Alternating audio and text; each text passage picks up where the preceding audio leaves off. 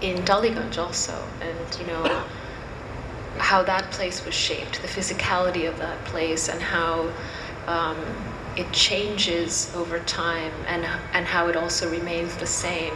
And I think the idea of the lowland, and one of the reasons I call the book the lowland is,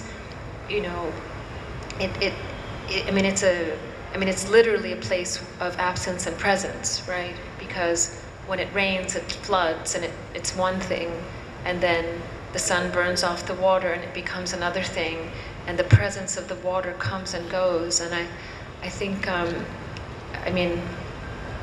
don't think about these things when I'm writing the book, I really don't. But I think that now that the book is done, I obviously I was attracted to this, the idea of a place like that, an idea of a place that is constantly mutable, changing, because that has so many ramifications for my own life. In a way, my parents' relationship to Calcutta, to go back to our earlier part of our conversation, is a bit like that lowland. They're there and then they're not there. They come and then they leave. It's this constant cyclical thing. And nature is if nothing else, cyclical. And the seasons come and they go, and there's a kind of continuity, but there's a constant state of change, which I think, as human beings, for me personally, I think it's very important to be aware of how nature works, and it's precisely that continuity, that sense of the cycle, but also of time moving forward, and no spring being like the previous spring, but there being this idea of spring and rebirth and regeneration. And one can obviously think of many, many ways to talk about this. But you have moved with ease from the short story to the novel, and you once described the short story to have a ruthlessly distilled quality, and now you moved to writing novels. Was it an easy transition? Do novels also have a ruthlessly distilled quality, or is it more open and rambling?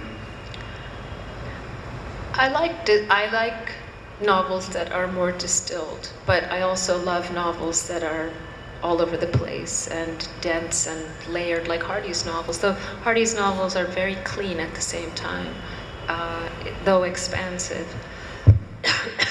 I think it just depends on the nature of the story and what the story demands, whether it demands a kind of clean, precise, tight kind of narrative, or not. And then, of course, the writer has certain, some it's like some people are better at running a sprint, and some people are better at running middle distances, longer distances. And well, you are good at both.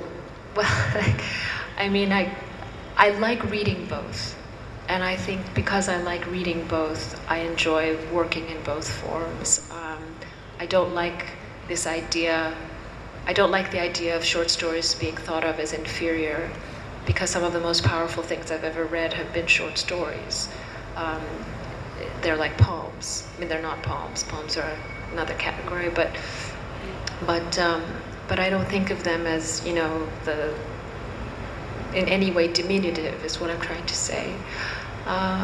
So if I can think of a story, I've said this before, everything is a story. And it's just a matter of whether it's going to be a short story of 10 or 20 pages, or a longer, differently structured story of 200 or 300 pages. But I think of everything as a story in the end. I think I've taken enough of your time. I'm sure there are other readers in the audience who would like to ask you a few questions. My only request is that please keep your questions brief.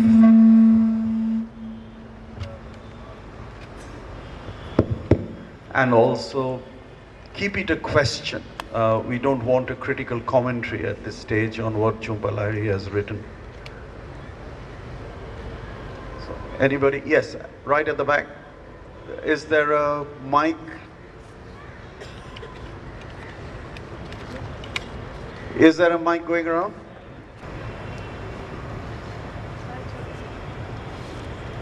Sir, we can't hear you. No. Somebody look. Jhumpa, I'm curious to know what do you understand of how the different audiences read your literature.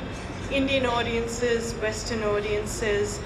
Is the Indian audience somewhat daunting for you because you've never really grown up Indian culture here? Does the Western audience look at your books in terms of understanding Indian culture? What are the shades in between? Yeah. I don't think of any audience when I write. I don't think of anybody reading the book. Writing for me, 99% of the process is a dialogue with myself and a form of meditation, if you will.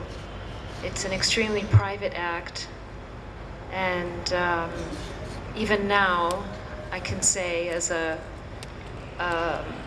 someone who's written and published 4 books, when I sit down to write, I still feel the way I did when I was an unpublished writer, assuming that no one would ever read anything I wrote.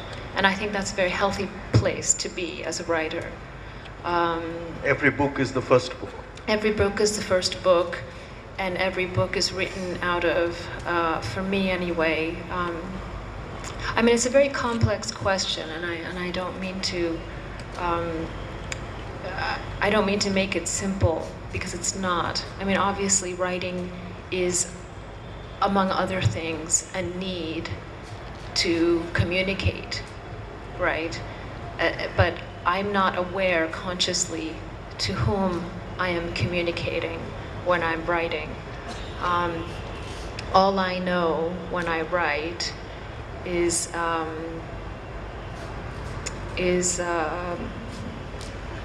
I'm trying to see something